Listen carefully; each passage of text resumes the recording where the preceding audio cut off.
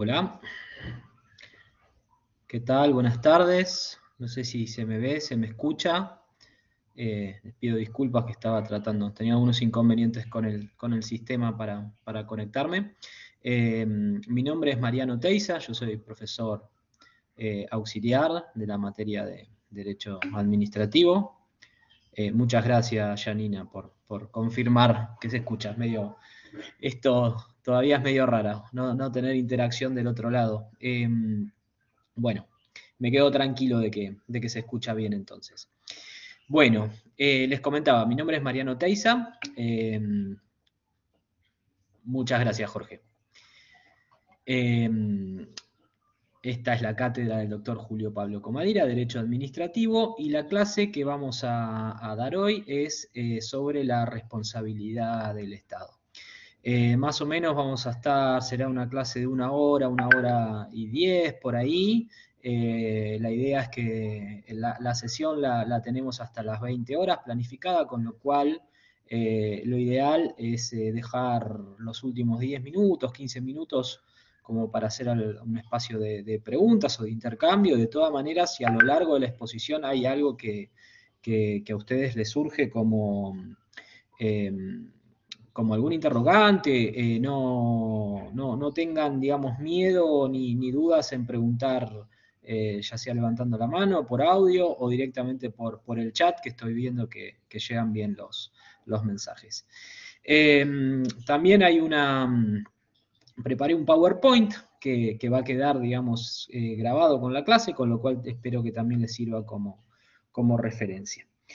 Bueno, responsabilidad del Estado. Yo supongo que muchos de ustedes, o casi todos, ya habrán tenido, digamos, alguna aproximación, digamos, al Instituto de la Responsabilidad Civil cuando estudiaron Civil 2, el derecho de las obligaciones y de responsabilidad civil, salvo que hayan cambiado el programa y yo no me haya enterado, con lo cual, digamos, una idea de lo que es la responsabilidad ya deben tener. Cuando hablamos de responsabilidad del Estado nos estamos refiriendo básicamente de eso, con la única salvedad de que el sujeto, digamos, responsable, el sujeto a cargo de la reparación eventualmente sería el Estado. Y cuando hablamos de Estado me estoy refiriendo obviamente a los tres estamentos o tres órdenes de gobierno, ¿no? Tanto del Estado nacional, Estado provincial o incluso también de los estados municipales. Cada uno, digamos, en su medida puede ser considerado responsable, digamos, ya sea de acciones y o omisiones, como vamos a ver los distintos tipos, digamos, de formas en los cuales se puede generar la responsabilidad. Primero y principal, hay que aclarar que esta es una materia que por mucho tiempo, o un capítulo del derecho administrativo que por mucho tiempo no tuvo una regulación específica. En concreto, recién a partir del año 2014, a nivel nacional, tenemos una sanción de una norma, que es la 26944, a la cual vamos a estar haciendo permanente referencia, que viene, digamos, a tomar mucho de la construcción que había hecho la jurisprudencia en toda esta etapa anterior en la cual, como les decía, no teníamos un estatuto específico que regulara, digamos, la materia de la responsabilidad del Estado. Y entonces, ¿cómo se regulaba? O sea, no era que no había responsabilidad alguna, sino que había ciertas normas, algunas se aplicaban en forma directa y otras en forma supletoria, sobre todo, digamos, muchas normas de derecho público que estaban incorporadas en el Código Civil, en el viejo Código Civil, el Código de Vélez, digamos, con sus modificaciones, que como ustedes sabrán, tenía muchas normas, digamos, que eran más bien propias de derecho administrativo, y sobre esas normas la jurisprudencia, los tribunales y en particular la Corte, fue armando, digamos, todo un entramado, digamos, y una doctrina de responsabilidad del Estado. Se fueron diferenciando los casos, cuando había responsabilidad por actividad ilícita, después aparecieron algunos supuestos de responsabilidad por actividad lícita, aparecieron, digamos, supuestos de actividad por omisión, y después la jurisprudencia también se fue perfeccionando en casos de responsabilidad específica, como puede ser por actividad, digamos, de los tribunales, ¿no? o responsabilidad, digamos, por actividad de las fuerzas de seguridad, por las Fuerzas Armadas, etcétera, etcétera. Eso que podría hasta ser considerado como una submateria propia dentro de lo que es esta materia. Pero bueno, toda esa situación, que era la que se venía enseñando hasta ese momento, si uno agarraba cualquier libro de derecho administrativo con posterioridad al 2014, iba a encontrar que la responsabilidad del Estado se estudiaba básicamente a partir de los fallos de las Cortes y de los tribunales superiores de las provincias. Cuando se sanciona esta ley en el 2014, que es en forma concomitante, digamos, también con la sanción del nuevo Código Civil y Comercial de la Nación, se da una suerte de quiebre, digamos, en esto, porque a partir de ese momento queda muy claro que la materia responsabilidad del Estado es un capítulo más del derecho administrativo y como tal está eminentemente sujeto a lo que cada jurisdicción local, a lo que las provincias y la Ciudad Autónoma de Buenos Aires regulen sobre la materia, ¿no? Obviamente la ley nacional sirve como faro, como referencia, y vamos a ver también que hay una suerte de invitación a adherir a esos postulados de la ley nacional. Ahora les voy a empezar a pasar el PowerPoint. Pero no es esto digamos, no es una materia delegada ni reservada, con lo cual hacer un tema de derecho administrativo, como ustedes ya sabrán bien a esta altura, o sea, el derecho administrativo es eminentemente local. Cada provincia se da sus propias instituciones de derecho administrativo, más allá de que hay una coincidencia en líneas generales muy, muy grande, digamos, entre lo que es la regulación federal y la regulación de las distintas provincias.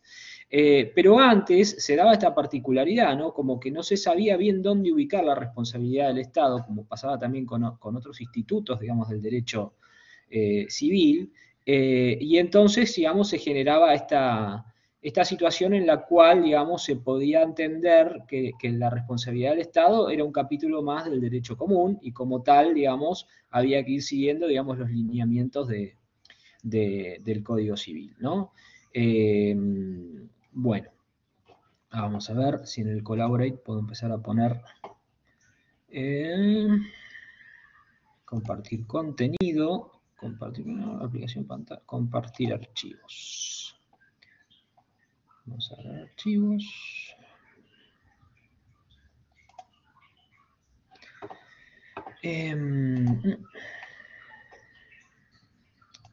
Clase responsabilidad del Estado 2012. Les pido por favor ahora cuando cargue el PowerPoint que me digan si lo ven bien. Todavía lo está convirtiendo. Bueno, mientras convierte el Collaborate el archivo, seguimos con esta introducción. A lo largo de la clase, entonces, como para que a ustedes les quede bien claro esto, vamos a estudiar las distintas etapas, digamos, de evolución histórica que tuvo esta materia de responsabilidad del Estado. Que partimos, digamos, de un primer momento en el cual no había chance, digamos, de que si el daño a uno le era causado, digamos, por un agente estatal, tuviera algún tipo de posibilidad de conseguir una reparación, a una etapa intermedia, a una tercera etapa, en la cual a su vez la vamos a poder calificar en distintas subetapas, según el fundamento que la jurisprudencia le iba dando a la responsabilidad, y eso también, digamos, iba a incidir en cada caso concreto, digamos, si iba a proceder o no la acción, para finalmente entrar en lo que es esta última etapa en la cual estamos hoy, digamos, insertos, que es en la cual, digamos, no cabe duda de que el Estado es responsable, digamos, por sus actos, que esa responsabilidad en sí es objetiva. La responsabilidad objetiva, ustedes sabrán, digamos, que se da por el solo hecho, digamos, de probar que el daño está causado por un agente estatal y no es necesario, digamos, entrar a analizar si la persona o lo que causó el daño, si hubo, digamos, alguna intención de causar ese daño, ¿no?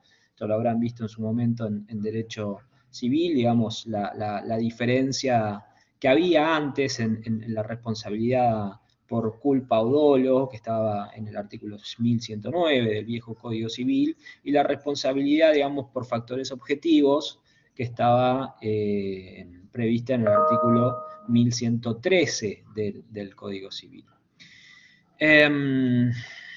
Bueno, ¿qué está pasando acá? Que no convierte el archivo. Ahí está. A ver, ahora.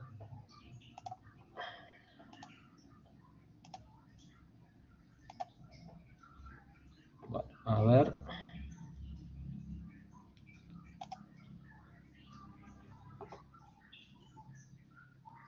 Si alguno es tan amable de decirme que están viendo lo mismo que yo, que estoy viendo el PowerPoint, les daría las gracias. ¿Lo ven? Perfecto, gracias Jorge. Bueno, gracias Mónica. Bueno, esto es un poco lo que les había dicho ya en la introducción, ¿no? ¿Qué es la responsabilidad del Estado? Bueno, obviamente por definición es la responsabilidad que se genera por acción u omisión, y ahora más adelante vamos a ver, digamos, cuáles son las acciones u omisiones que generan responsabilidad de un ente u un organismo estatal. La gran pregunta que se hacía la doctrina era a dónde ubicarlo esto, si era un tema de derecho común o un tema de derecho administrativo. Hoy por hoy, esa incertidumbre la tenemos totalmente despejada porque tanto el Código Civil y Comercial de la Nación como la Ley 26.994 ubican el instituto dentro de lo que es el derecho administrativo y, como les decía, permite, digamos, que cada provincia y la Ciudad Autónoma de Buenos Aires se dé su propia regulación. Bueno, desde 2014 que rige la Ley 26.994, que invita en el artículo 11 a todas las jurisdicciones locales a adherir.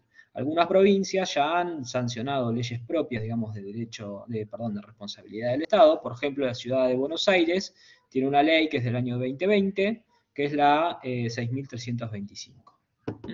Y como decía, antes de 2014, si uno iba a buscar alguna ley de derecho de responsabilidad del Estado a nivel nacional, no iba a encontrar, sino que tenía que guiarse a partir de todos los precedentes de la Corte que se iban dando. Bueno, primero y principal, ¿de dónde viene, digamos, este tema, digamos, de tener que responder, digamos, por el daño? Bueno, hay un principio constitucional que es de orden natural, que el cual, digamos, dice que nadie tiene que dañar a otro, ¿no? El famoso alterum non ladere, que se puede, digamos, que la Corte misma ha encontrado, digamos, que tiene raigambre constitucional el artículo 19 de la Constitución. Esto surge de un precedente, se llama Santa Coloma, Luis Federico y otros contra la empresa de ferrocarriles argentinos, que es un caso bastante trágico, en el cual una familia había perdido a casi todos sus hijos, creo que solo uno, un varón, digamos, en un accidente ferroviario, y bueno, de ahí que la Corte surge, de ahí que la Corte entiende que el derecho, digamos, a ser resarcido en estos casos tiene raigambre constitucional. Y entonces, lo que también dice la Corte es que de este precedente, de este principio, el Estado no está exento. El Estado es la persona ética por naturaleza, persona jurídica, pero persona al fin, y que es la creadora primaria del derecho. Con lo cual, mal podría el Estado, digamos, no ser responsable de los daños que les causa a sus propios ciudadanos. Bueno, entre otros fundamentos constitucionales de la responsabilidad del Estado, bueno, lo podemos encontrar como el derecho a la propiedad. Obviamente, cuando hay un acto que lesiona algún tipo de propiedad privada y no hay ningún deber de soportar ese daño, ahí tenemos un fundamento. El tema de la igualdad entre las cargas públicas, bueno, el tema del afianzamiento de la justicia, garantía de la libertad, bueno. O sea, básicamente lo que hace que exista la responsabilidad del Estado son los mismos fundamentos que hacen al Estado de Derecho. Y como les había empezado a comentar, nosotros tenemos en una evolución histórica, si se quiere decir, podemos dividirlo entre 3/4 etapas, ¿no? Primero, una etapa en la cual directamente no había no había ninguna posibilidad de obtener una reparación por parte del Estado si uno lo quería llevar a los tribunales. De hecho, no se podía llevar al Estado a los tribunales. Había un dogma viejo, digamos, del antiguo régimen, que decía del rey no puede hacer mal, digamos, el the king can't do wrong. Entonces, no había posibilidad alguna, digamos, de afectar, de obtener una reparación por parte del Estado, aun cuando uno pudiera probar que su daño había sido causado a consecuencia de este. Después tenemos una segunda etapa, que ahí se da una diferenciación, digamos, que es como una etapa mixta o intermedia. Ahí los tribunales empiezan a hacer una separación según el tipo de actuación estatal, ¿no? Si era un acto de gestión, se puede admitir que existe algún tipo de responsabilidad, pero por lo que se llamaban los actos de imperio, ahí todavía no había ninguna posibilidad de que el Estado fuera responsable. Y por último, a partir del año 1929, que es el del fallo de voto, que ahora vamos a ver de qué se trata, se empieza a admitir, digamos, la responsabilidad del Estado invariablemente, ¿viste? Haga lo que haga, y lo que va a cambiar en esta etapa es cuál va a ser el fundamento de esa responsabilidad, que va a ir variando según se entienda que la responsabilidad era directa o indirecta, o objetiva o subjetiva. Como les decía, el tema de la responsabilidad estatal, según esta teoría, el Poder Ejecutivo es soberano, administra con independencia a los otros dos poderes, con lo cual ningún poder, o sea, el Poder Judicial no tenía la fuerza suficiente, digamos, como para juzgar al Poder Ejecutivo, ¿no? Entonces, sin el consentimiento, el Poder Ejecutivo, la administración, digamos, como representante del Estado en este caso, digamos, porque es el brazo ejecutor del Estado, digamos, no podía ser llevado a los tribunales, ¿no? Esto viene de un fallo viejo, digamos, de la Corte, que se llama Seste y Seguich, fíjense, 1864. Una posición muy, muy antigua, digamos, coincidente también con una etapa más bien fundacional del Estado argentino.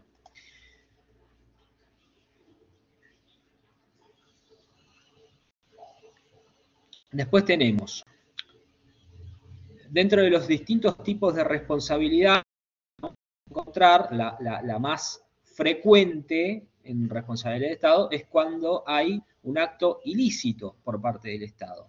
Y en esto, entiéndase bien, digamos, que el hecho de que el acto venga del Estado no significa que siempre tiene que ser lícito. Vamos a ver que hay casos de responsabilidad por actividad lícita cuando se dan algunos supuestos que si bien, digamos, no hay una uno podrá decir, bueno, pero en definitiva, si fue una decisión, digamos, que no violó ninguna norma, ¿por qué tendría que ser responsable, digamos, el Estado? Bueno, en definitiva, hay decisiones que no violan ninguna norma, pero a sabiendas afectan los derechos o el patrimonio de una persona y por una cuestión, digamos, de solidaridad, se establece una reparación, digamos, para ese caso particular. Vamos a ver algunos casos puntuales en los cuales le va a quedar bastante claro cuál es esa situación.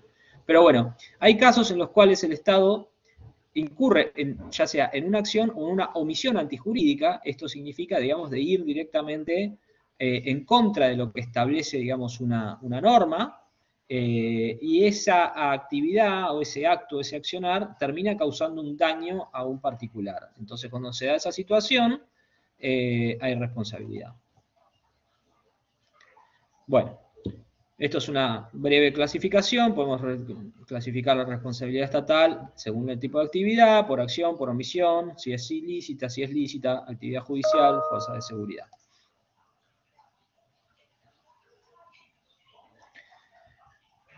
¿Cuáles son los presupuestos básicos de la responsabilidad civil? Bueno,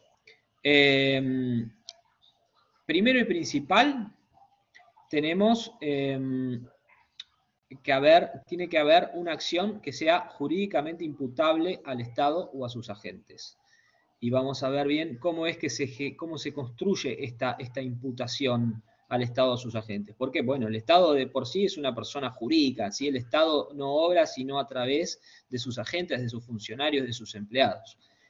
Con lo cual vamos a ver hasta qué punto, digamos, la acción desarrollada por alguno de esos agentes puede ser trasladada al Estado, ¿no? Y esto se relaciona también con el principio de competencia, que ya supongo que ya habrán visto, digamos, en la materia. Después, el segundo requisito que no puede faltar nunca, digamos, para que exista responsabilidad es el daño. El daño tiene que estar siempre presente, digamos, si no hay daño no hay reparación, digamos, si fue una amenaza de daño o que se iba, eso no genera nada. El tercer requisito es la relación de causalidad entre la acción y el daño, y el cuarto tiene que ver un factor de atribución, ya puede ser objetivo o subjetivo.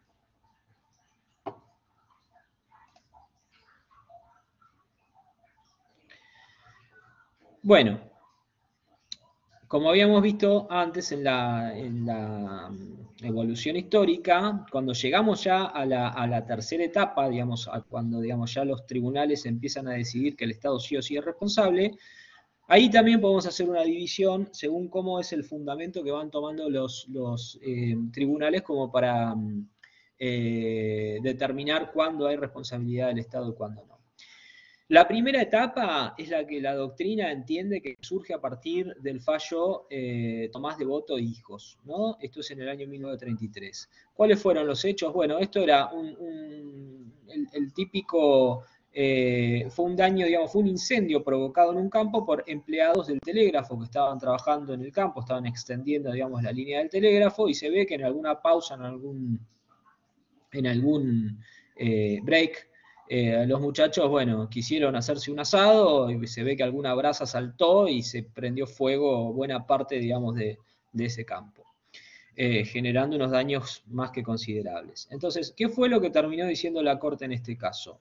Terminó admitiendo la responsabilidad del Estado, en este caso, digamos, la compañía del telégrafo era una empresa estatal, y para entender que era responsable el Estado por lo que habían hecho estos muchachos, se basó en dos artículos del viejo Código Civil, en el 1109 y en el 1113.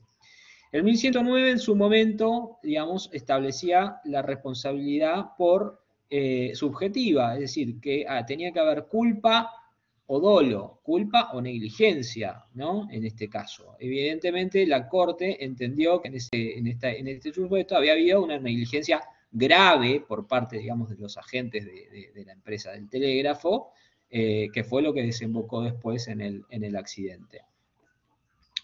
Y por otro lado tenemos el artículo 1113, que es el que le permite a la Corte en ese momento y en ese estado, digamos, normativo que tenía, de hacer responsable, digamos, al principal por lo que hacían sus dependientes, ¿no? Entonces, como el Estado se entendió que era el empleador de estas personas, en definitiva se tenía que hacer cargo de lo que habían hecho sus agentes.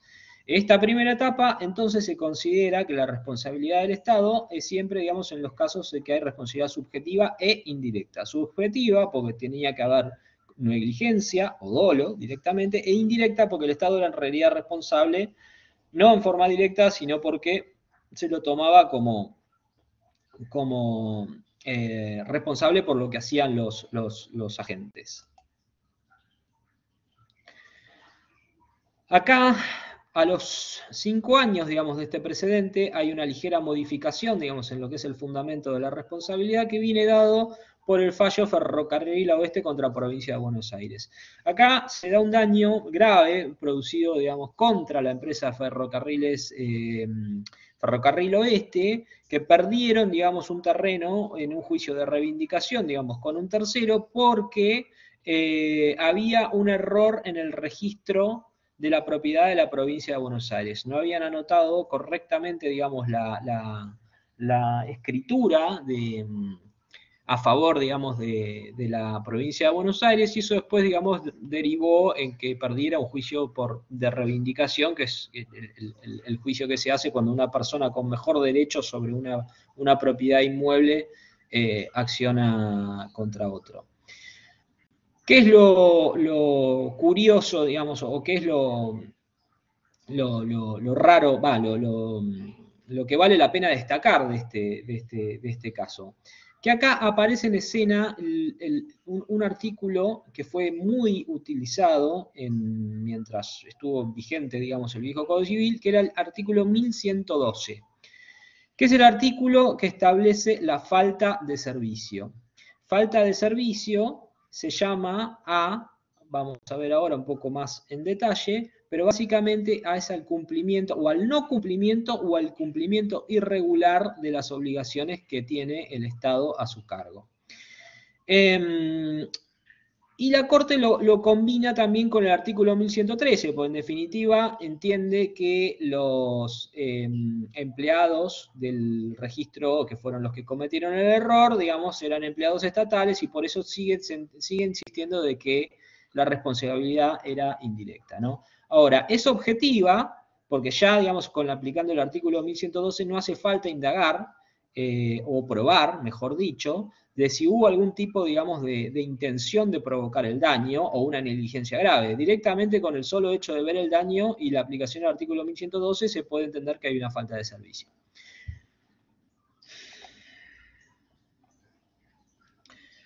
Y después entramos en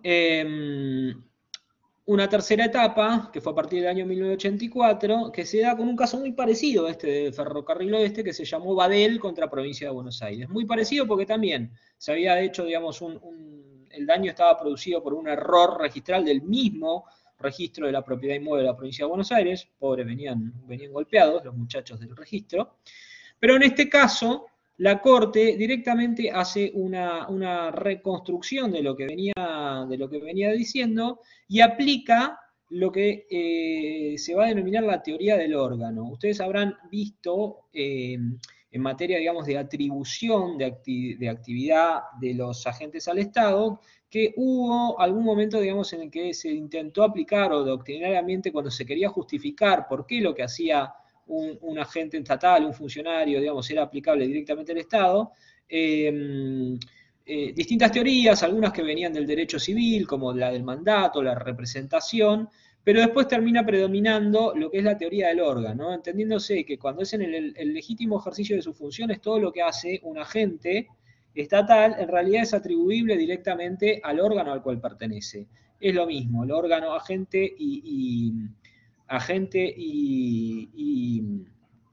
y Estado, si está, digamos, dentro de los cometidos, digamos, y dentro de la competencia que ese agente tenía a su cargo, esa actividad, esa conducta, esa acción, se entiende como que la hizo el propio Estado.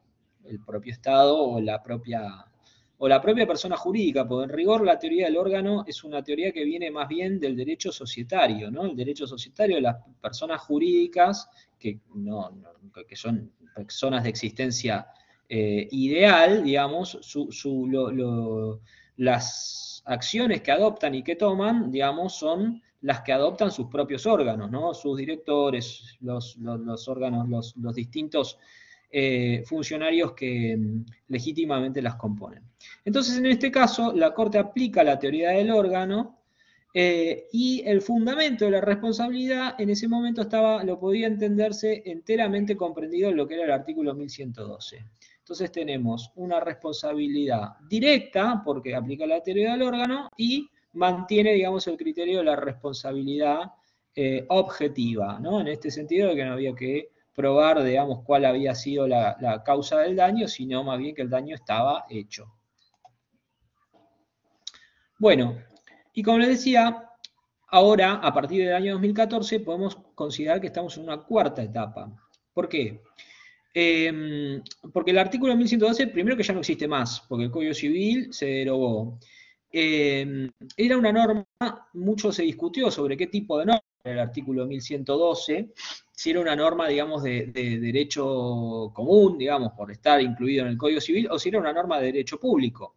En esto después se daba lugar a una segunda discusión, digamos, si es una norma de aplicación directa o era una norma de aplicación subsidiaria. Es decir, si yo tengo una norma o una provincia tenía una ley especial, hacía falta, tenía que aplicar el Código Civil o no. Bueno, toda esa discusión ya está estéril, ya no sirve más, porque a partir del año 2014, con la sanción del nuevo Código Civil y Comercial de la Nación, que en rigor entró en vigencia en agosto de 2015, y la ley 26.944, tenemos la certeza de que la responsabilidad del Estado se rige por las normas específicas de responsabilidad del Estado que dicta el Estado Nacional y las provincias. Así lo dice el artículo 1765 y 1766 del Código Civil y Comercial de la Nación, que dice: la responsabilidad del Estado se rige por las normas y principios del derecho administrativo nacional o local según corresponda. En 1766 dice lo mismo respecto a la responsabilidad del funcionario y del empleado público. ¿Y qué dice la ley 26.944? Bueno, la ley 26.944 dice que es la que rige la responsabilidad del Estado por los daños que su actividad o inactividad le produzca a los bienes o derechos de las personas. Acá, zanja toda duda, dice: la responsabilidad del Estado es objetiva y directa, ¿no? Mantiene el criterio este que había establecido la Corte en el fallo Gadel y todos los que siguieron después. Y esto es importante, porque dice que las disposiciones del Código Civil no son aplicables a la responsabilidad del Estado de manera directa ni subsidiaria. Es decir, que el Código Civil ya no se puede ir al Código Civil. Con lo cual, si hubiese un vacío legal, en algún caso, digamos, responsabilidad del Estado, que la ley 26.944 no prevé, la integración tendría que ser por analogía de algún otro tipo de norma. La última parte habla de que en realidad es discutible que tenga que estar ahí, pero dice: la sanción pecuniaria disuasiva es improcedente contra el Estado, sus agentes y funcionarios.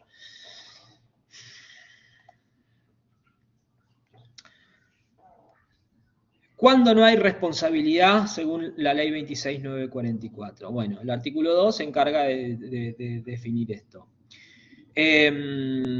Cuando el daño venga de un caso fortuito de fuerza mayor, salvo que el Estado los asuma por ley especial, y vamos a ver de qué se trata este tipo de leyes especiales, o cuando el daño se produjo por el hecho de la víctima o de un tercero por quien el Estado no debe responder.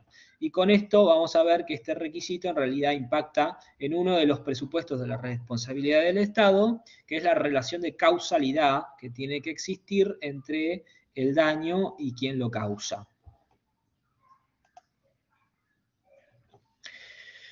Bueno, la ley 26.944 divide, ¿no?, en responsabilidad por actividad legítima y responsabilidad por actividad ilegítima, que como les dije es la más común, y también, digamos, nos señala cuáles son los distintos requisitos para, que tienen que estar presentes, digamos, para que se dé una y otra.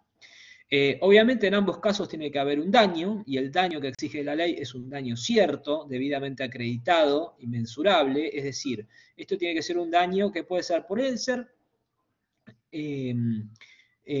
un daño futuro, en el sentido de que uno tenga la certeza de que ese daño, si bien no se manifestó, se va a manifestar y va a aparecer. Lo que exige la ley con esto del daño cierto, debidamente acreditado, es que no da lugar al daño hipotético, ¿no?, al daño que no se puede probar de que sucedió o de que va a suceder. Y también tiene que ser mensurable en dinero, o sea, tiene que ser algo, digamos, un daño mensurable. Después, imputabilidad material de la actividad o inactividad a un órgano estatal. Bueno, esto va de suyo, de que para que haya responsabilidad del Estado, quien haya causado el daño tiene que ser el Estado o algún agente, digamos, en ejercicio de una función que pueda ser imputable de lo que estaba haciendo al Estado, ¿no? Esto lo vamos a ver que tiene que ser en ejercicio real o aparente de su función. Después, como les decía, tiene que haber relación de causalidad adecuada entre la actividad o inactividad y el daño cuya reparación se persigue. De ahí que si hay culpa de un tercero, de que si hay culpa de la propia víctima, si hay cualquier cosa que interfiera, digamos, en esta cadena, en este nexo de causalidad que tiene que haber entre una cosa y otra, que tiene que ver con desde lo que hace el Estado hasta que se termina produciendo el daño, que no haya nada en el medio de esa cadena de que modifique, digamos, la situación de cómo se hubiesen dado las cosas de si eso no pasaba, ¿no? Y por último, la falta de servicio como fundamento, como factor de atribución principal, ¿no?, en estos casos de responsabilidad por actividad ilegítima, que es definida por la propia ley una actuación u comisión irregular de parte del Estado. Por otro lado, cuando hablamos de responsabilidad por actividad lícita o legítima del Estado, también tiene que haber un daño cierto y actual. Tiene que haber imputabilidad material, ¿no? De que no quede duda de que este daño se provocó por algo que hizo el Estado. Tiene que haber una relación de causalidad directa e inmediata, y acá se agrega algo más, y exclusiva entre la actividad estatal y el daño. Y acá aparecen dos cosas que pueden sonar medias extrañas, pero ahora vamos a estudiar, a aclarar un poco más de qué se trata, con algunos precedentes judiciales que sirven para despejar estas dudas. Tiene que haber ausencia del deber jurídico de soportar el daño y un sacrificio especial en la persona dañada, diferenciado del que sufre del resto de la comunidad, ¿no? Entonces, ahora vamos a ver bien de qué se trata esto de ausencia del deber jurídico de soportar el daño, ¿no? Porque parece raro de que alguien tenga un deber jurídico de soportar un daño, y esto del sacrificio especial, ¿no? Esto del sacrificio especial se relaciona con que tiene que haber sido, digamos, el daño provocado por la actividad lícita, algo muy particular en cabeza de alguien, y que por una cuestión, digamos, de solidaridad social, digamos, no esté bien, digamos, o no parezca una solución justa que esa persona, digamos, tenga que bancarse ese daño que sufre por algo que decide el Estado y que puede ser en beneficio de otro tanto de personas. Un caso típico de responsabilidad por actividad lícita, si bien tiene una regulación especial, es la famosa expropiación. Cuando el Estado decide la expropiación de un bien porque va a usar ese bien, ese inmueble, lo que fuera, digamos, para darle un uso público, eso que antes era de alguien y que va a pasar a ser de todos, o que muchas personas se van a beneficiar del suyo, conlleva esto, ¿no? Conlleva el hecho de que la persona que esté sacrificando, digamos, su propiedad en pos, digamos, del bien el bien común, el bien de la mayoría, necesariamente tenga que ser indemnizado o reparado. El artículo 5 de la ley 26.944 habla específicamente de la responsabilidad por actividad legítima. Dice que la responsabilidad del Estado por actividad legítima es de carácter excepcional, que en ningún caso procede la reparación del lucro cesante. Esto viene a colación, digamos, de una discusión muy larga que se dio en la doctrina previa, digamos, a la sanción, y toda en esta época de precedentes jurisprudenciales, que tenía que ver con si se podía reparar o no el lucro cesante en los casos de responsabilidad por actividad lícita, ¿no? O si era solo, digamos, si el alcance de la indemnización en estos casos se tenía que limitar pura y exclusivamente al daño emergente. La ley, bueno, opta esta segunda, la primera visión, digamos, que es más restrictiva, digamos, y más estricta en cuanto al alcance de la indemnización, por así llamarlo, ¿no? Entonces, la indemnización de la responsabilidad del Estado por actividad legítima comprende el valor objetivo del bien y los daños que sean consecuencia directa e inmediata de la actividad desplegada por la autoridad pública, sin que se tomen en cuenta circunstancias de carácter personal, valores afectivos, ganancias hipotéticas, etc. Y después tenemos una parte que está buena mencionar, que dice que los daños causados por actividad judicial legítima del Estado no generan derecho a indemnización.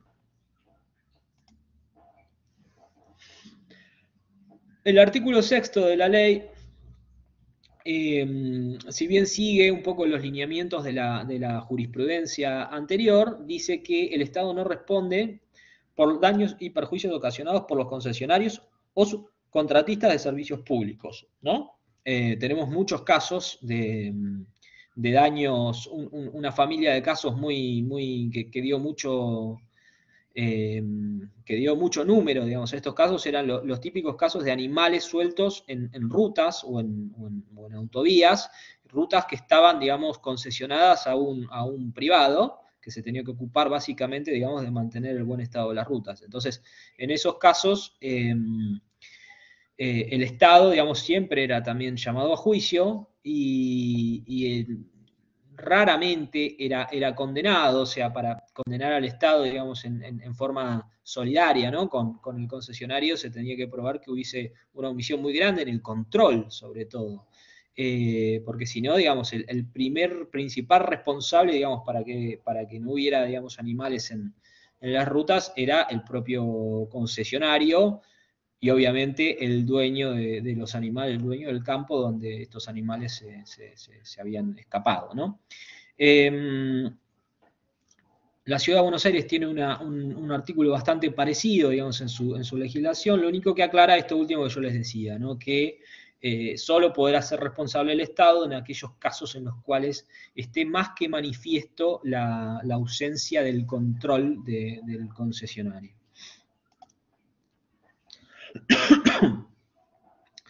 Bueno, ya después nos metemos en algunos presupuestos procesales de lo que es la responsabilidad del Estado, ¿no?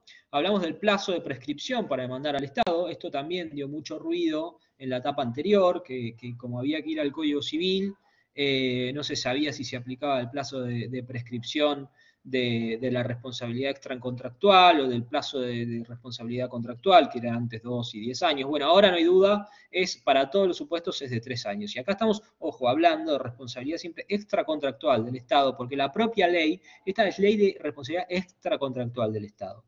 Los casos de responsabilidad contractual, la ley, vamos a ver qué va a decir, que quedan librados, digamos, a lo que establezcan las leyes específicas. Por ejemplo, la ley de obra pública, la ley de compras o el decreto 1023 de compras y contrataciones y de toda su regulación, digamos, cuando la responsabilidad viene, digamos, a base de una cuestión contractual, en principio no se aplicaría esta ley. El interesado puede deducir la acción indemnizatoria con la acción de nulidad de actos administrativos de alcance individual o general, bueno, según el caso, o la de inconstitucionalidad, o después de finalizado el proceso de anulación o de inconstitucionalidad que sirve fundamento. Y este artículo también es importante de que esté plasmado en la ley, porque también de esto dio mucho lugar a que cuando la responsabilidad era derivada, digamos, no de un hecho administrativo, sino de un acto administrativo, ustedes saben bien que para probar la ilegitimidad del acto administrativo, primero el particular tenía que impugnar ese acto administrativo en la justicia, digamos, porque si no el acto administrativo, salvo que se encuadrara como que si la responsabilidad del daño venía de ese acto administrativo, tendría que ser un supuesto de responsabilidad lícita, pero como vimos, los alcances de la indemnización para los casos de responsabilidad lícita siempre fueron más estrictos y más chicos, más cortos, que en los casos, digamos, en los cuales efectivamente se podía probar que había una actividad ilícita por parte del Estado. Pero bueno, en estos casos siempre lo que se exigía era que la acción de responsabilidad tenía que preceder, digamos, a la impugnación del acto administrativo, porque si no, digamos, si no se probaba primero que el acto había sido ilícito, difícil de probar la ilicitud, digamos, del acto de la responsabilidad. El artículo 8 lo que hace ahora es que permite que ambas acciones se deduzcan en forma concomitante, ¿no?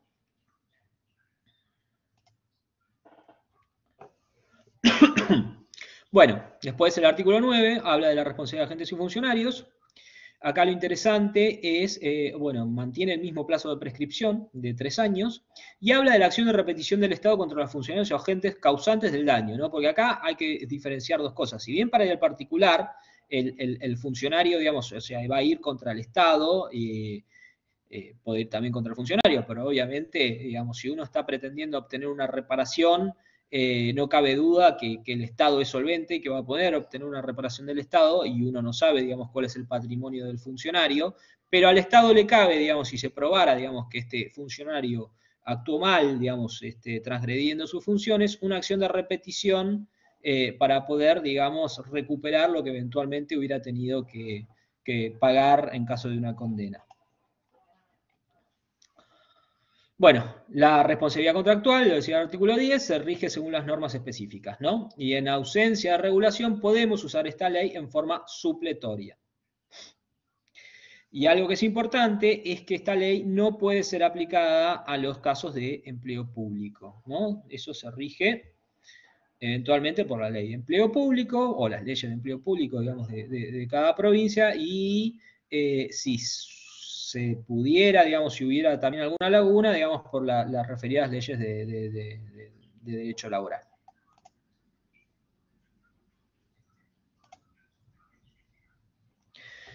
Bueno, yendo específicamente ahora a lo que es la responsabilidad por actividad ilícita, hablamos que los fundamentos pueden ser la inviolabilidad de la propiedad privada o el principio de libertad.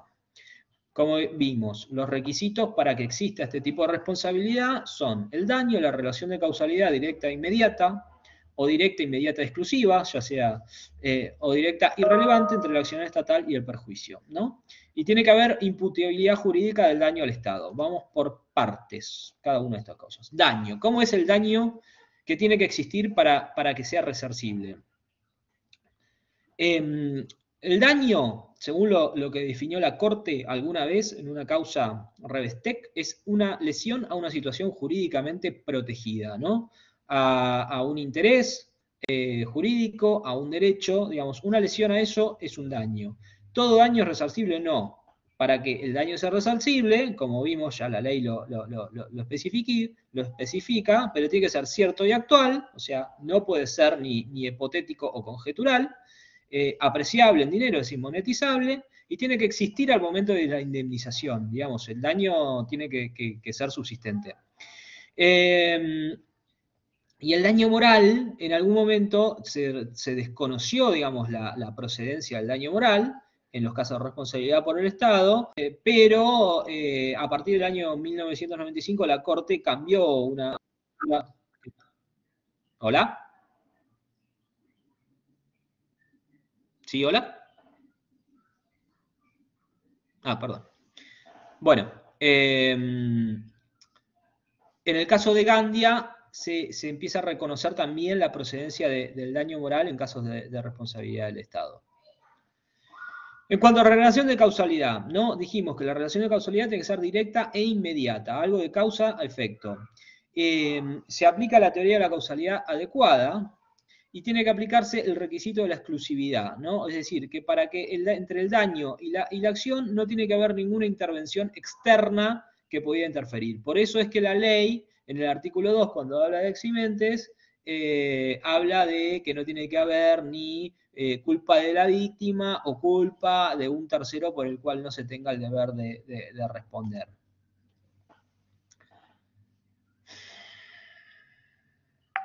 Bueno, esto es lo que les acabo de decir. Imputabilidad jurídica del daño al Estado. Bueno, la imputabilidad jurídica del daño al Estado está conectado a teorías de atribuibilidad, ¿no? Esto como decía antes. Entonces, originariamente cuando se quería, digamos, generar esta atribución, digamos, de lo que hacía el funcionario, digamos, a la figura de la persona jurídica, se había echado mano, digamos, de algunas figuras propias, digamos, del derecho civil, como es la teoría del mandato y de representación. ¿Qué significa esto? Que el Estado, el funcionario en sí era un mandatario y el Estado le da un mandato, lo cual no tenía mucho gollete, porque en definitiva, digamos, siempre ibas a necesitar a alguien, un originario, que fuera el representante que extendiera la segunda representación. Lo mismo pasaba con la teoría de la representación, aunque no hubiera un contrato nominado, como es el caso del mandato. Con lo cual, digamos, la teoría que termina prevaleciendo es la teoría del órgano, que como dije, viene en medio tomada, digamos, del derecho societario, que significa que la creación de una persona jurídica pública implica la creación de sus órganos, ¿no? Que son los que hacen a su propia constitución. Entonces, cuando actúa el órgano, actúa el funcionario, el órgano, el ministro, el secretario, el subsecretario, sea quien fuera, digamos, cómo se llama, el director, es lo mismo que si actuara la persona jurídica. No hay vínculos de representación externa entre una persona y la otra. Y esto, obviamente, siempre en la medida de que se trate de un ejercicio aparente o real de los poderes conferidos por el ordenamiento jurídico, ¿no? Acá estamos siempre en el uso, digamos, de la competencia, ¿no? De que son las atribuciones de las cuales el ordenamiento jurídico le confiere a cada órgano, ¿no? Nosotros tenemos a nivel nacional una ley de ministerios en las cuales establece qué es lo que le compete hacer a cada funcionario, digamos, a nivel, digamos, de primer orden, y así se va bajando después a secretarios, subsecretarios, directores, etc. Con lo cual, en la medida que exista este ejercicio aparente o real, digamos, de lo que se está haciendo, es factible, digamos, de aplicar la teoría del órgano, y por lo tanto, digamos, habría imputabilidad, digamos, de lo que hace, de la conducta dañosa del funcionario al Estado. Si se excede este ámbito, es decir, si ya, digamos, es ostensible, digamos, de que el funcionario está actuando por fuera, digamos, de su competencia, la responsabilidad cae en cabeza de la gente, ¿no? Esto es lo que se conoce en el derecho francés como la falta personal, y es lo que diferencia la falta personal de la falta de servicio. Que de ahí viene tomado el artículo 1112 el viejo 1112 del Código Civil viene tomado, digamos, de la doctrina francesa, ¿no? De derecho administrativo. Y después entramos en el tema de los factores de atribución. ¿Qué es la falta de servicio? Esta famosa falta de servicio que dice ahora el artículo tercero de la ley 26944, al cual refería el artículo 1112 del viejo Código Civil. Bueno, es básicamente no hacer o hacer mal las funciones que tiene cometida cada funcionario, cada órgano. ¿Y qué se considera una falta de servicio? Bueno, esto es importante también, ¿no? Porque la Corte dijo que el solo hecho de que haya un poder de policía, ¿no?, que le corresponde al Estado nacional o provincial, no es suficiente para atribuirle responsabilidad en un evento en el cual ninguno de sus órganos de dependencia tuvo participación. Acá hay como cierto límite, dice que toda vez que no parece razonable pretender que la responsabilidad general en orden a la prevención de los delitos pueda llegar a involucrarlo a tal extremo que las consecuencias dañosas que ellos produzcan con motivo de hechos extraños a su intervención directa. Esto viene, es una doctrina, digamos, que la Corte repite. Hay un caso de Mosca, es una persona que sufrió un daño con Mosca contra la provincia de Buenos Aires, que sufrió un daño creo que le cayó un piedrazo, digamos, que le rompió la cabeza, digamos, había ido a un espectáculo, un partido de fútbol en la cancha de Lanús, y ahí, digamos, lo que la Corte entendió es que, bueno, en definitiva, no, pará, acá no hay, digamos, o sea, comprobado que la policía encargada, digamos, de la prevención del delito actuó como tenía que actuar, cumplió con las normas que tenía que actuar. Bueno, tampoco el Estado puede ser una especie de garante universal de que a nadie le pase nada. A eso apunta la Corte, digamos, con este tipo de pronunciamientos. Bueno, el artículo 1112 del Código Civil decía: hechos y omisiones de los funcionarios públicos en ejercicio de las funciones por no cumplir sino de una manera irregular las obligaciones legales que le están impuestas. El artículo tercero ahora dice que la falta de servicio consiste en una omisión irregular de parte del Estado, ¿no? Y la omisión solo genera responsabilidad cuando se verifica la inobservancia de un deber normativo de actuación expreso y determinado. Y me voy a adelantar un poco para ver si llegamos a la omisión, porque es importante eso, que va en relación con esto que habíamos hablado recién, ¿no? Que hasta dónde, digamos, llega el deber genérico del Estado, digamos, de protección, como para ver cuándo hay omisión y cuándo no. Bueno, hablando de responsabilidad por actividad ilícita, no hay duda, digamos, que la indemnización es plena, ¿no? Acá es total, acá incluye daño emergente, lucro cesante, digamos, nadie tiene que hacerse cargo, digamos, de las consecuencias antijurídicas de un tercero, o sea, este tercero el propio Estado, ¿no? Se aplica el principio de la integralidad de la reparación que tiene vigor en el derecho común. Y después, cuando hablamos de responsabilidad por omisión, entonces entramos en esta fina disquisición, ¿no? De cuándo hay una omisión. Y para que haya omisión, según lo que fue construyendo la jurisprudencia, tiene que haber, digamos, una omisión a un mandato expreso y determinado. Con lo cual ahí tiene que haber una falta de servicio.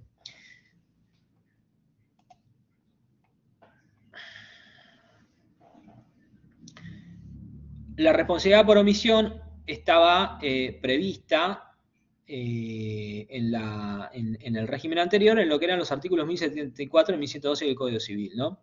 El 1074, que no existe más, pero decía: toda persona que por cualquier omisión hubiese ocasionado un perjuicio a otro será responsable solamente cuando una disposición de la ley le impusiera la obligación de cumplir el hecho omitido. Y acá resalto lo de una disposición de la ley, ¿no? Tenía que haber un mandato expreso que fuera incumplido.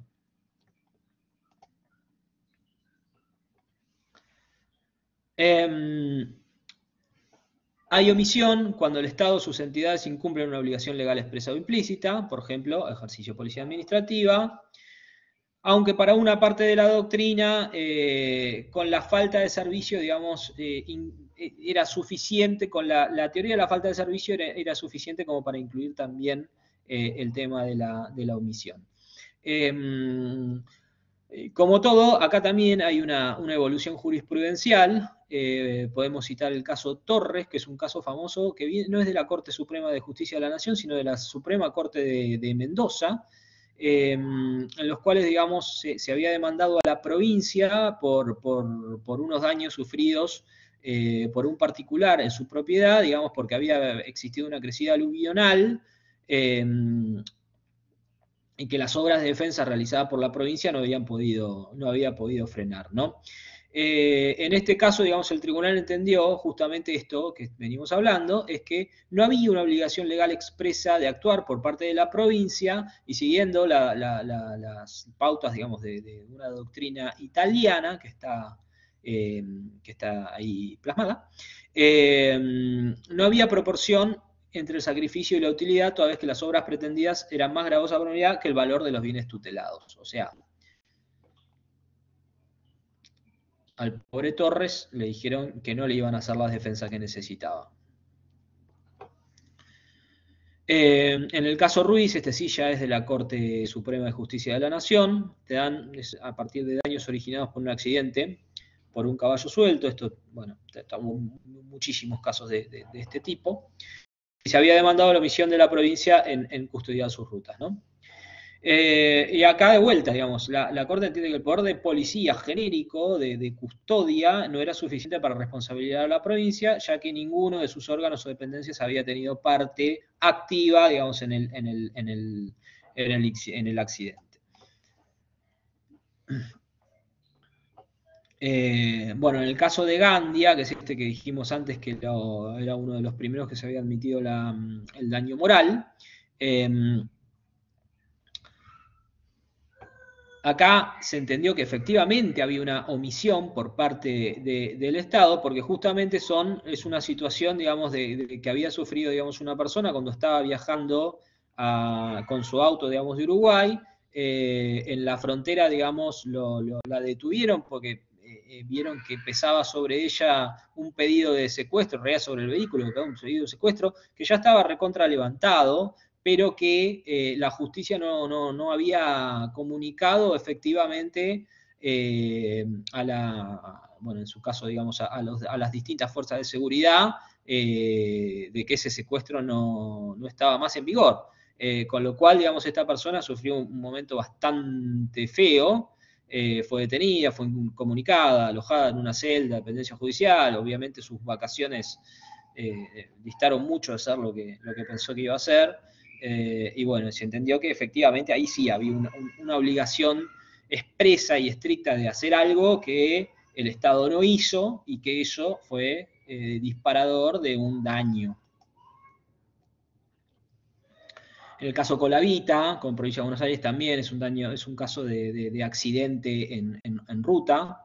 De vuelta, digamos, se entiende, digamos, que no había una responsabilidad del Estado en hacerse cargo, digamos, de la custodia de la ruta, sobre todo cuando había un concesionario que estaba, digamos, a cargo de esa ruta. Entonces, para redondear un poco todo esto, digamos, de la responsabilidad por omisión. ¿Cuándo hay responsabilidad por omisión? Bueno, cuando hay una omisión, un mandato legal expreso.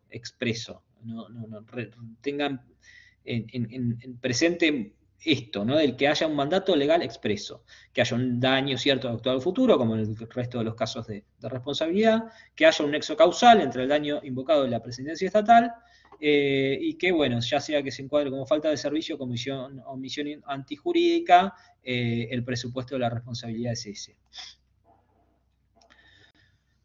Bueno,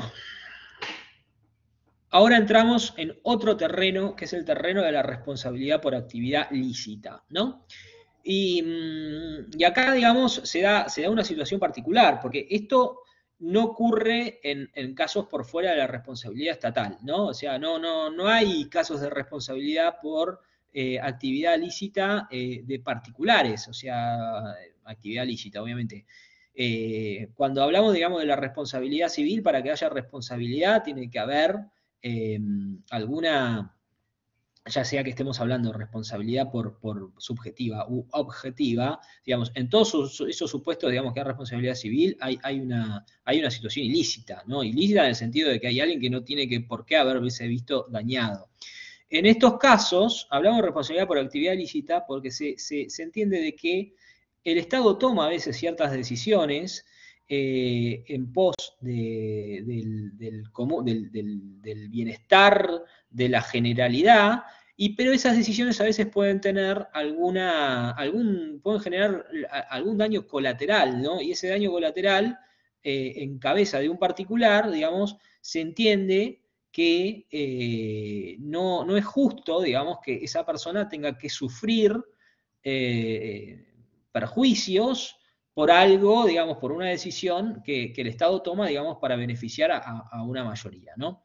Entonces, cuando hablamos de responsabilidad por actividad lícita, lo circunscribimos pura y exclusivamente al ámbito de la responsabilidad estatal y decimos que los fundamentos son justamente la garantía de la propiedad, la igualdad, la libertad y la razonabilidad conjuntamente consideradas, ¿no? Yo incluiría también la solidaridad también en esta definición.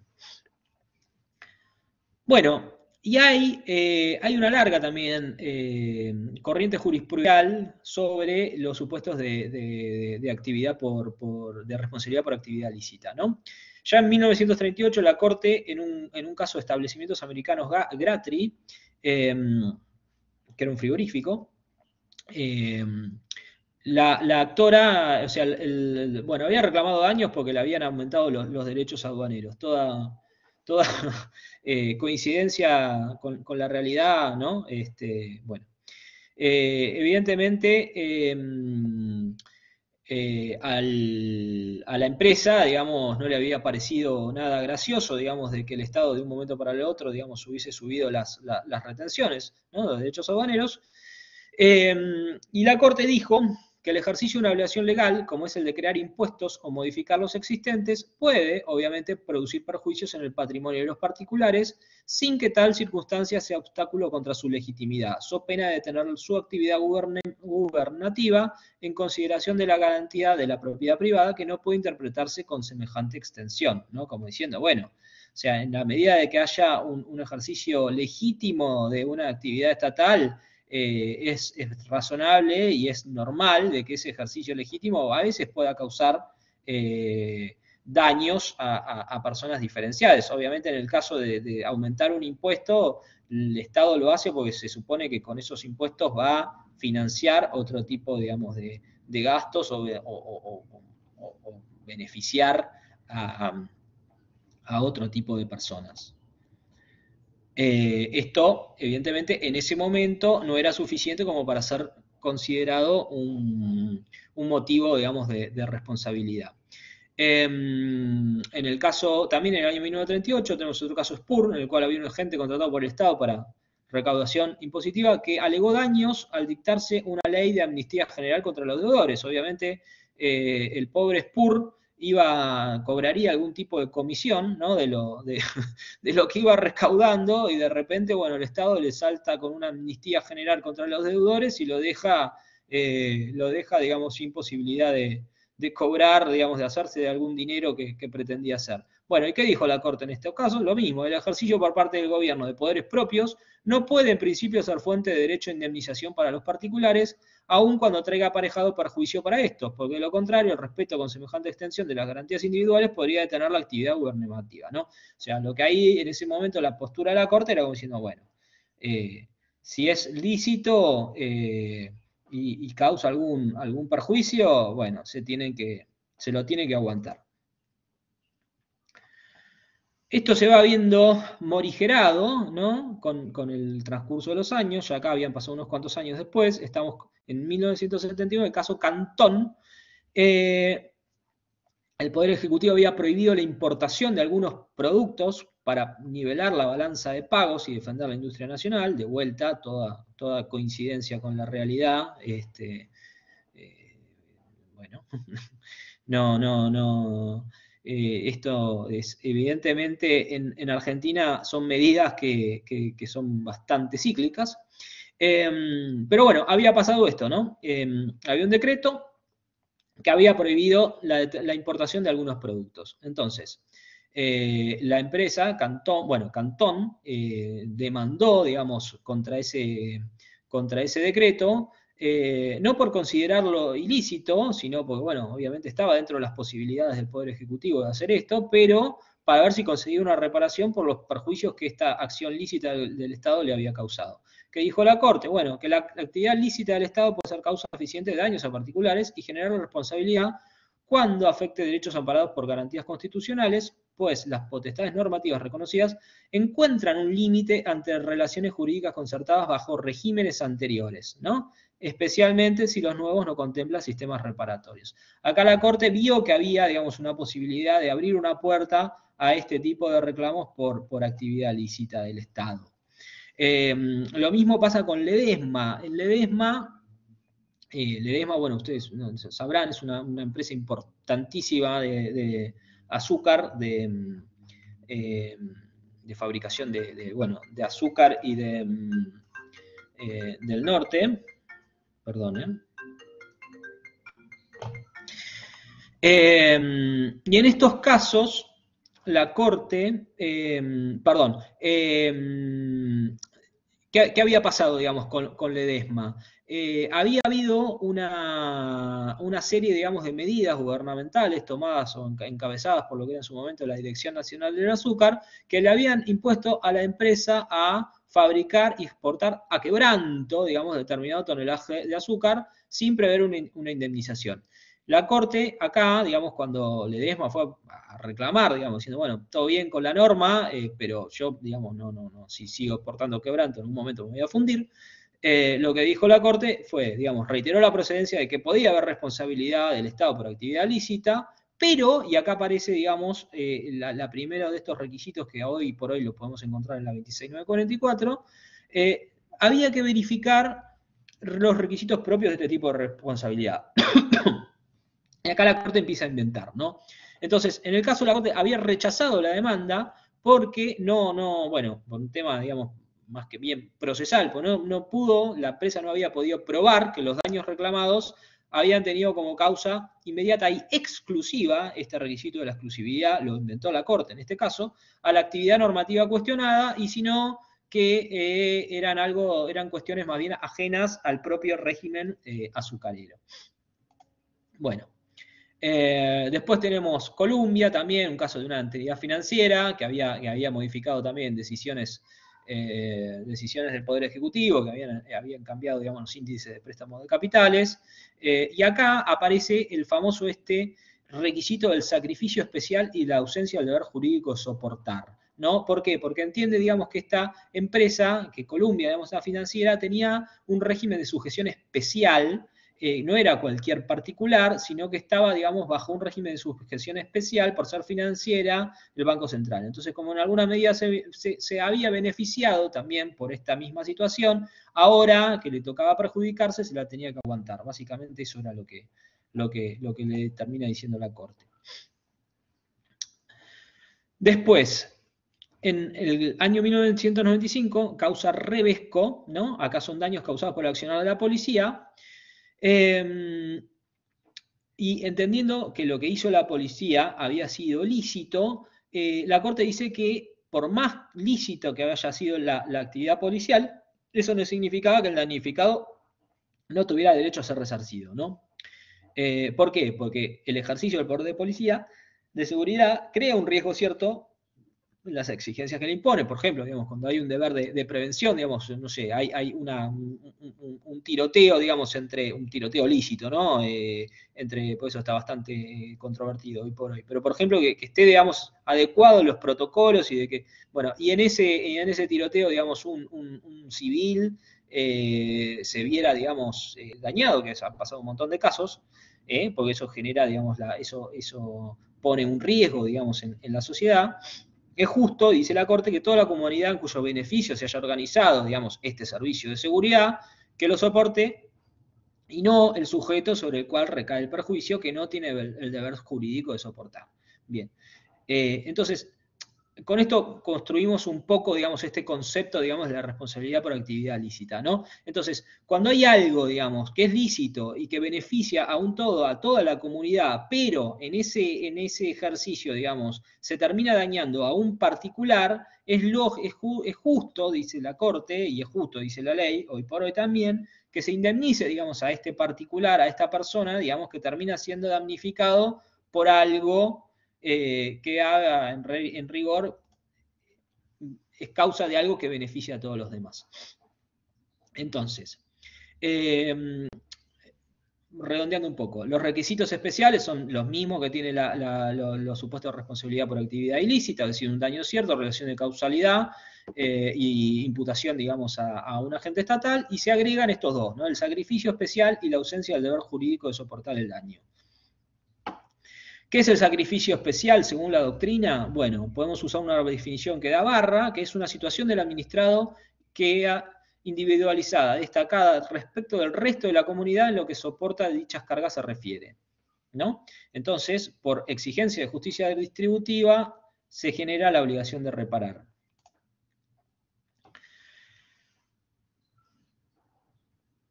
Bueno, y esto viene del derecho administrativo alemán, de Otto Mayer, dice, la relación entre el Estado y el súbdito se trata no de pérdidas y ganancias recíprocas, sino del efecto que surte la actividad del Estado sobre los individuos. Esto no ocurre sin que los individuos sufran algunos perjuicios, pero ellos entran en las condiciones de existencia del Estado al cual los individuos pertenecen. Por tanto, nada se puede cambiar.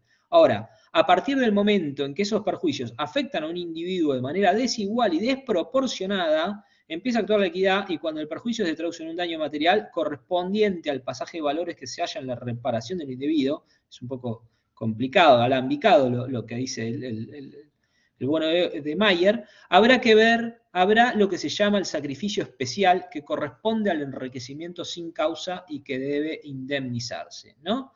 Básicamente es esto, ¿no? Que cuando el tribunal o el evaluador estima, digamos, que el daño ha sido desmedido en función, digamos, de lo que se esperaba de esa situación, es justo, en este caso, digamos, que esa persona vea su daño resarcido, por más lícita que haya sido la situación que causó el daño. Y esto del deber de soportar, la ausencia del deber de soportar, justamente viene en relación a esto, ¿no? Es que que el daño, digamos, quien haya soportado el daño no esté inserto en algún tipo de régimen especial que a veces se beneficia y a veces se perjudica por el solo hecho de estar en esa relación especial de sujeción, ¿no?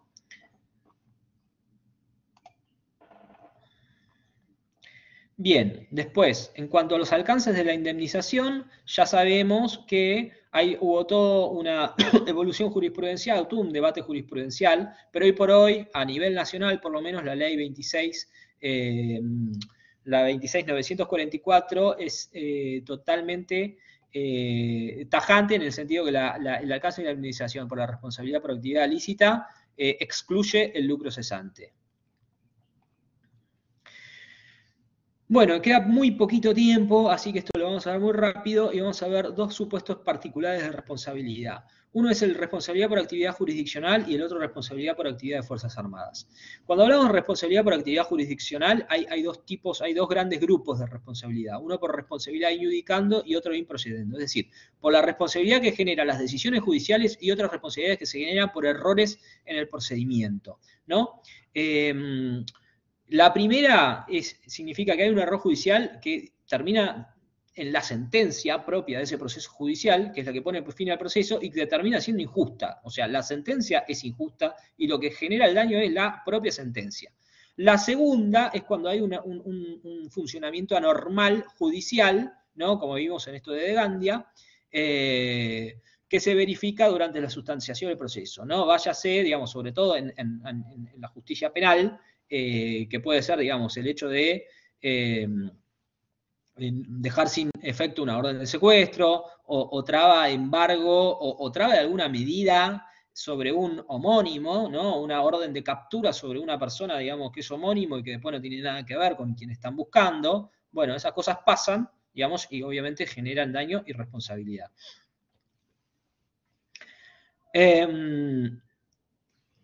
Bueno, acá hay algunos casos que ahora no vale la pena entrar a considerar. Están ahí, si les interesa, búsquenlos. O sea, en la página de la Corte están todos, digamos que son casos bastante conocidos, famosos.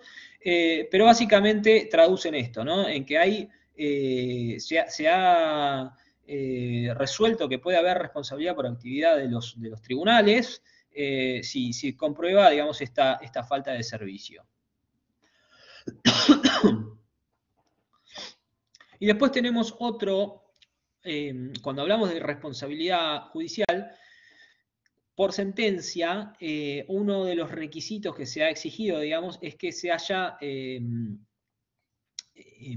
la sentencia que pasa en autoridad de cosa juzgada, se deduzca después contra esa sentencia lo que se llama la acción de cosa juzgada írrita, ¿no? Esto que quiere decir que se anule, digamos, esta sentencia que causó, digamos, esta sentencia injusta que termina causando el daño porque se pueda comprobar que efectivamente hubo un grosero error para llegar a esa conclusión o peor, digamos, que el fallo estuvo, digamos, viciado por algún tipo de animosidad de quien lo dictó contra la persona. Bueno, después, cuestiones procesales que tienen que ver con la responsabilidad del Estado. Bueno, el tema de la prescripción, hoy por hoy sabemos que es 3 años. Formas de demandabilidad del Estado, quiénes son los fueros competentes, jurisdicción originaria de la Corte. A partir del año 2006 hay toda una doctrina de la Corte que se genera con el caso Barreto y otros tantos que le vienen.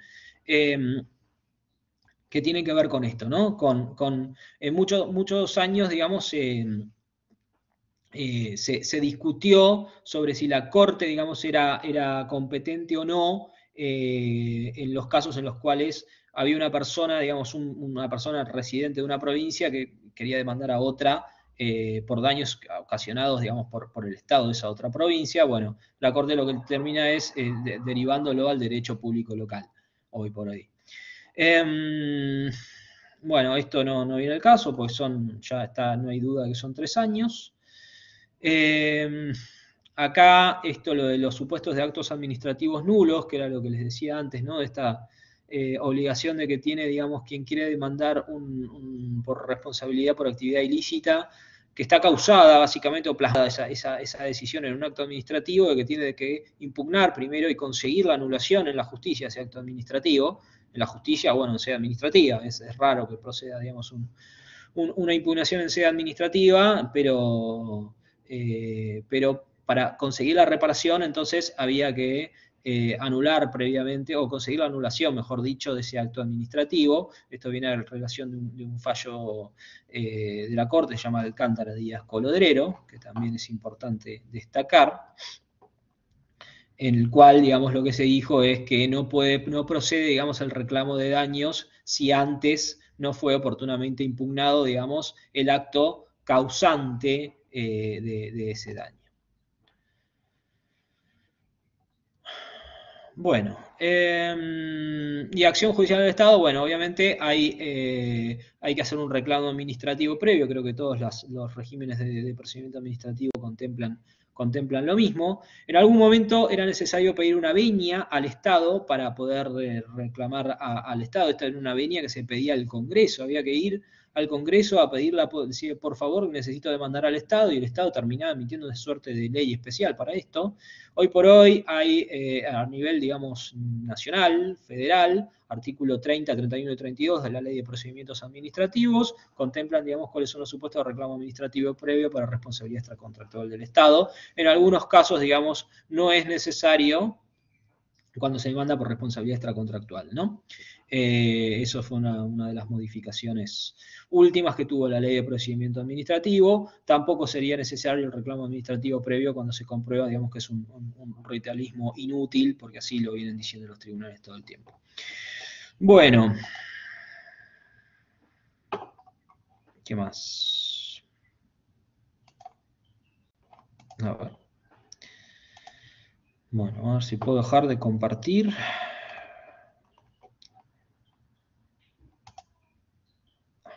es esto?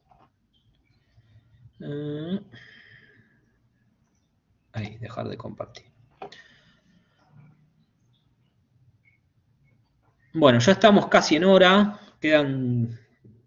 Me extendí un poco, pensaba dejar un par de minutitos más para hacer preguntas. Así que no sé si alguno tiene alguna pregunta, alguna mano levantada, algún mensajito de chat. Este es un buen momento. Y si no, bueno, obviamente está el foro. Y profesor, disculpe, ¿tiene alguna información sobre el examen final? No, lamentablemente no tengo información sobre el examen final, pero todos los avisos, digamos, que tenga que ver sobre ese tema se van a publicar en el foro, eso no les quepa duda. Del tema este de la clase de hoy, ¿les quedó alguna duda? Muchas gracias. Gracias a vos, Janina.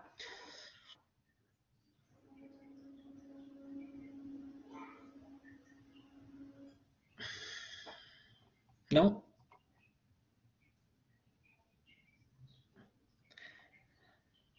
Bueno, si no hay preguntas, damos por finalizada la clase. Espero que les haya servido, que les haya sido de utilidad. Les recomiendo, obviamente, leer la 26944. La tienen ahí, digamos, en la filmina. Algunos de los fallos de la Corte son un montón, lo sé, y esto es un capítulo más de un programa bastante largo.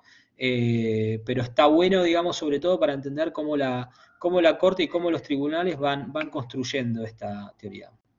En caso de subir a un momento se puede controlar. Sí, por supuesto que en el foro está justamente para eso está el foro, para hacer este tipo de preguntas. Bueno, si no hay más preguntas, yo me despido y nos vemos en la próxima. Muchas gracias.